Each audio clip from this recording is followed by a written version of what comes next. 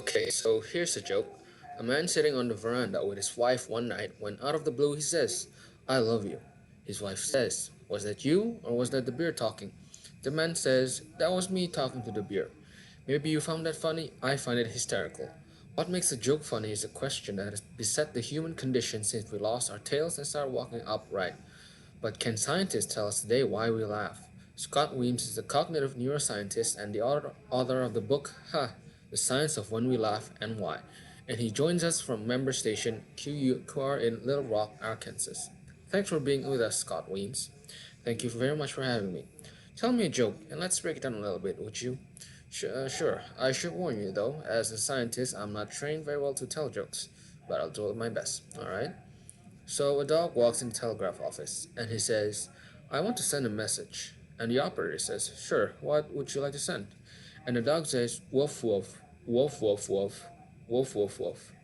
And the operator pauses a second and goes, that's only nine. You can send the tenth woof for free. And the dog replies, but that would make no sense. People never laugh when I tell this joke. I'm giggling here.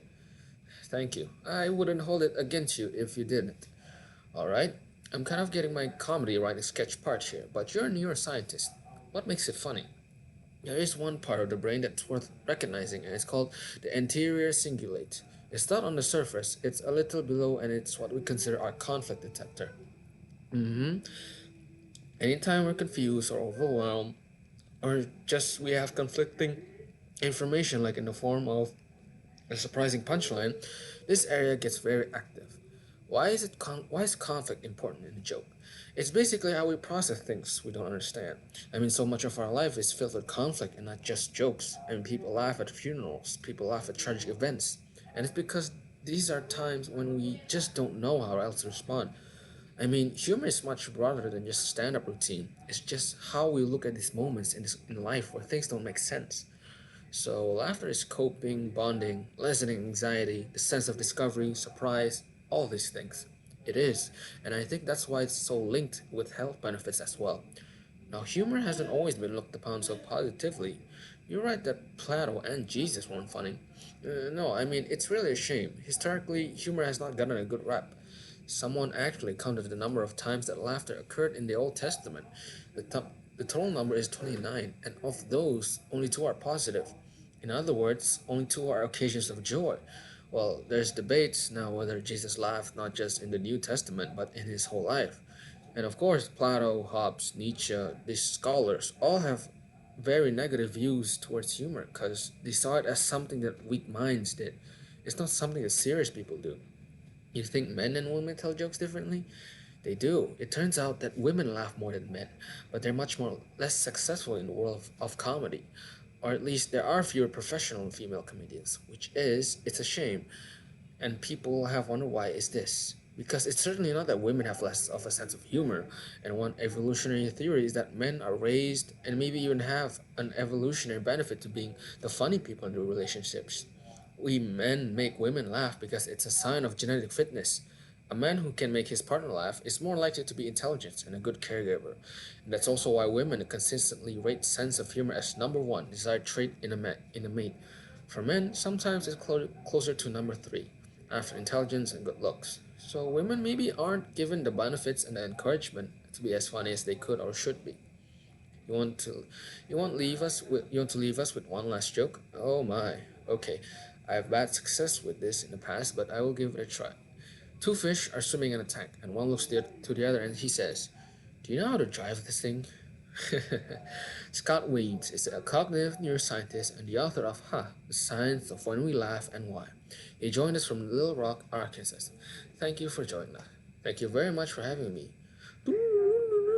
And you're listening and maybe laughing to Weekend Edition from NPR News. Dad, Dad, Dad, what? The movie is over. You slept through the best part. I must have dozed off during the last few minutes. Right, you were gone for so long. You should have brought your pillow and blanket. So, what did you think about it? Well, overall, I'm a little disappointed with the movie. I mean, the story was a little bizarre, you have to admit. I mean, really, how believable is a plot about a captain who navigates his spaceship to the far reaches of the galaxy and encounters a race of frog people? I mean, come on. I thought that was fantastic. I mean, you have to admit that the special effects were awesome, and the acting wasn't bad either. Come on. What about the ship's communications officer? I mean, what did you think about him? Well, wasn't it a little weird to you? He was always talking to himself, and he had the funny hairdo. Well, he was a little unusual, yeah. But the ship's doctor was amazing. It was so cool when he brought the captain back to life during one of the battles. That was pretty realistic. But then the rest of the movie just went from bad to worse. And the photography was so fake. How do you know? You were snoring so loud and neighbors probably had to close their windows. It was that bad. Ah well, let's go to bed. It was on a dreary night of November that I beheld the accomplishment of my toils.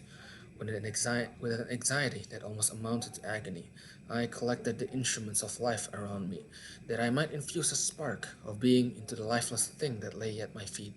It was already 1 in the morning, the rain pattered dismally against the panes, and my candle was nearly burnt out, when, by the glimmer of the half-extinguished light, I saw the dull yellow eye of the creature open. It breathed hard, and a convulsive motion agitated its limbs. How can I describe my emotion at this catastrophe, or how delineate the wretch whom with such infinite pains and care I had endeavored to form? His limbs were in proportion, and I had selected his features as beautiful. Beautiful, great God! His yellow skin scarcely covered the work of muscles and arteries beneath. His hair was of lustrous black and flowing, his teeth of a pearly whiteness.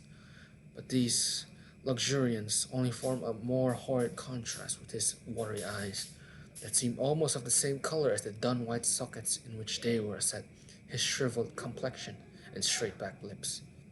Different, the different accidents of life are not so changeable as the feelings of human nature.